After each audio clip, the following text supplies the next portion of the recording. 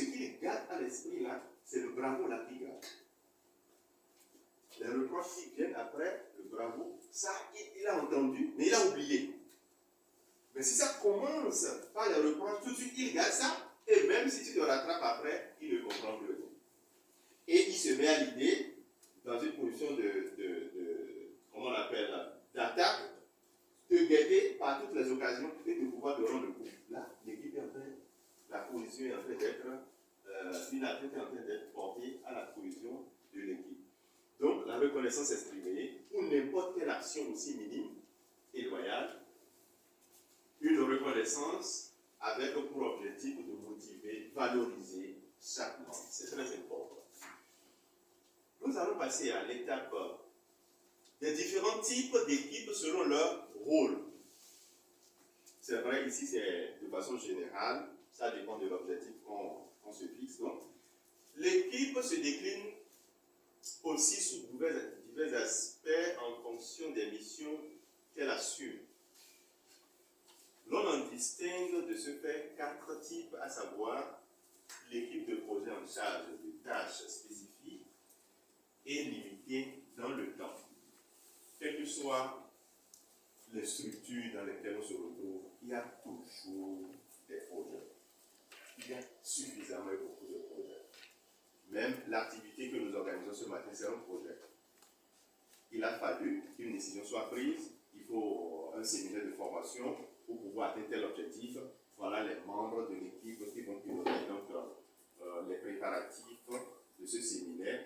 Voilà, nous avons besoin de ci, nous avons besoin de ça. Voilà comment ça va se passer. Donc, il faut, quelle que soit l'action que l'on pose, ça se décline toujours en projet.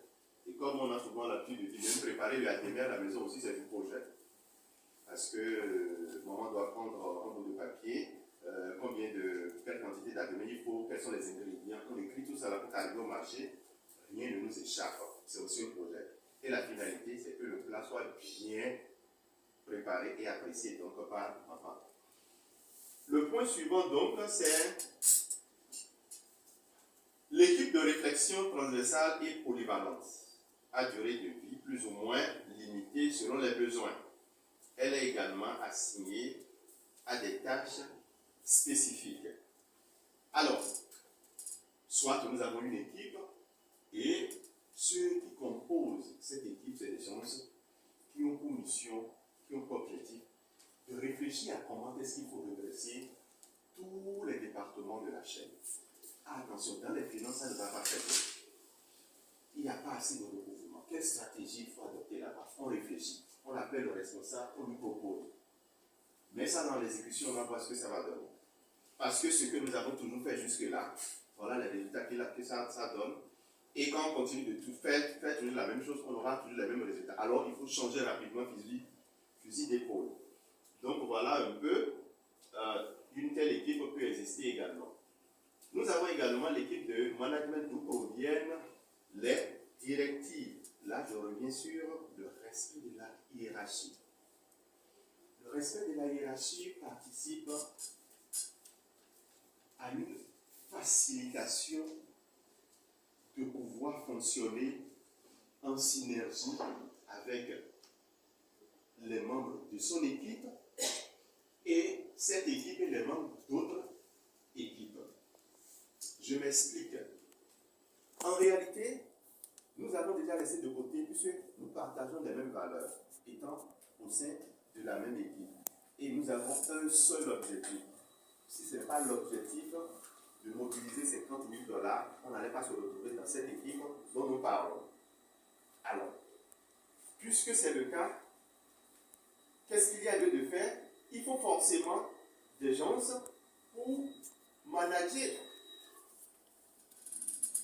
Comment est-ce qu'il faut faire en sorte que le responsable de l'équipe puisse motiver celui qui est considéré peut-être comme celui qui fournit le moins d'efforts à chaque activité, puisse commencer à s'adonner aux travaux, c'est-à-dire à s'adonner aux activités, sans qu'on ne lui mette la pression. Là, le responsable de l'équipe, il a une responsabilité au-delà même de l'équipe.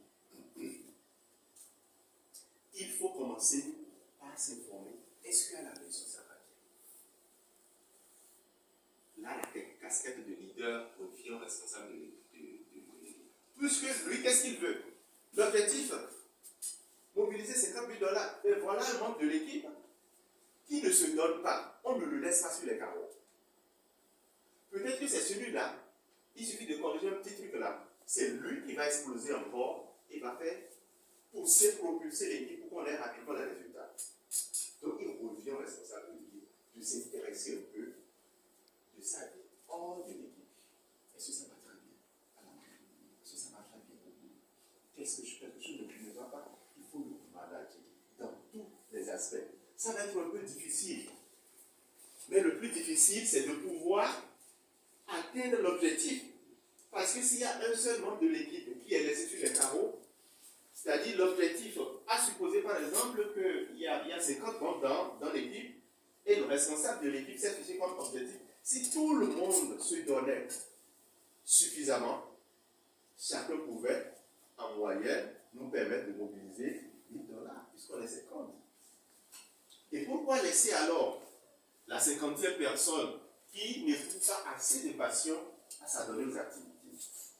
Ça risque d'effectuer légèrement l'objectif à atteindre. Rapidement, on s'intéresse aux plus faibles, aux maillons les plus faibles de la chaîne de notre équipe, de les coacher, d'essayer de régler les problèmes qui sont là, et facilement, c'est des gens, quand ils se prennent, ils vont encore beaucoup plus loin pour résultat. Donc, l'équipe de management d'où proviennent donc les directives, le respect de la hiérarchie, elle est permanente et plus ou moins stable.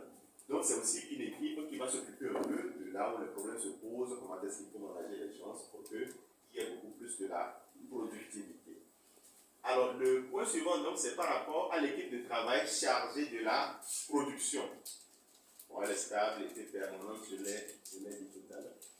Alors nous allons faire une petite synthèse des réalités du fonctionnement des équipes. Et ceci nous amène à voir les catégories de personnes que nous avons souvent dans les équipes aujourd'hui, qui sont souvent des équipes qui ne sont pas performantes. Qu'est-ce qui se passe?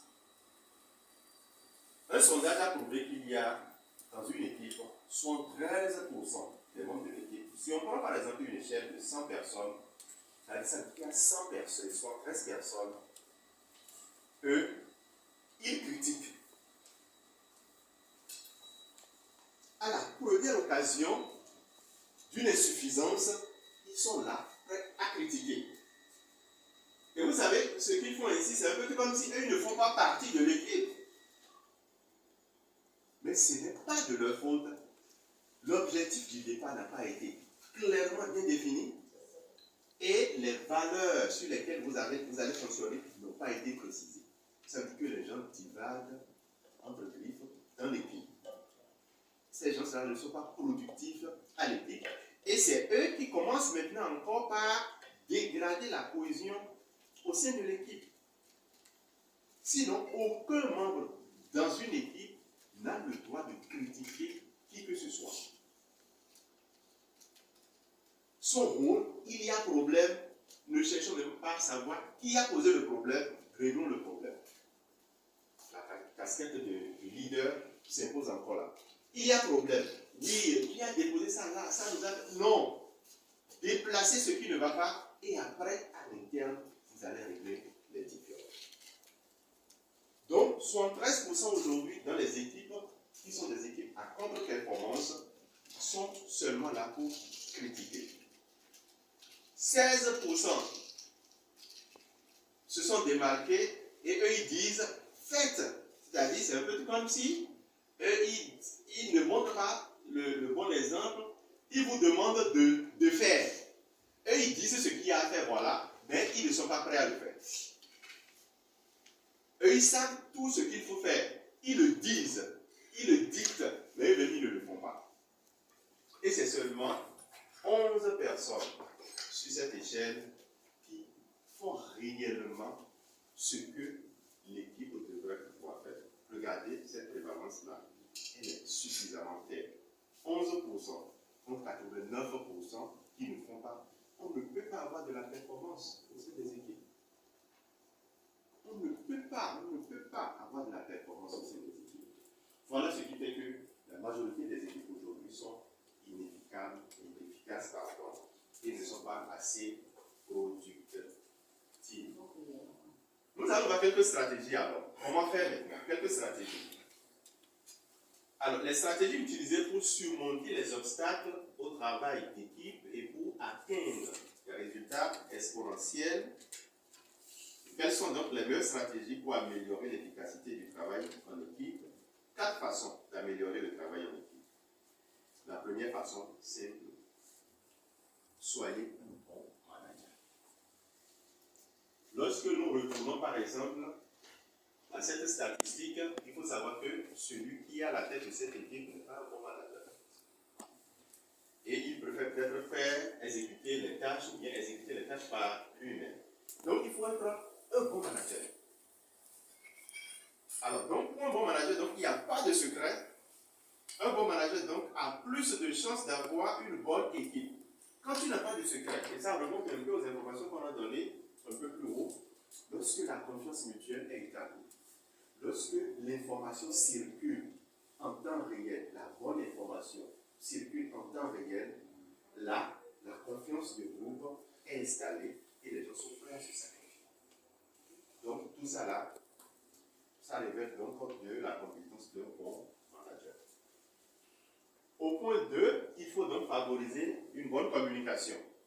C'est juste encore un récapitulatif ici pour insister sur ces aspects-là qui vont nous conduire à pouvoir donc avoir une équipe assez performante.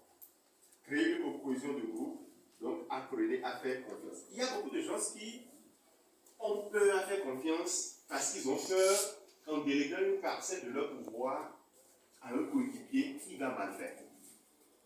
Et là, nous avons des leaders à tout faire. C'est-à-dire, il y a par exemple cette formation qui est prévue.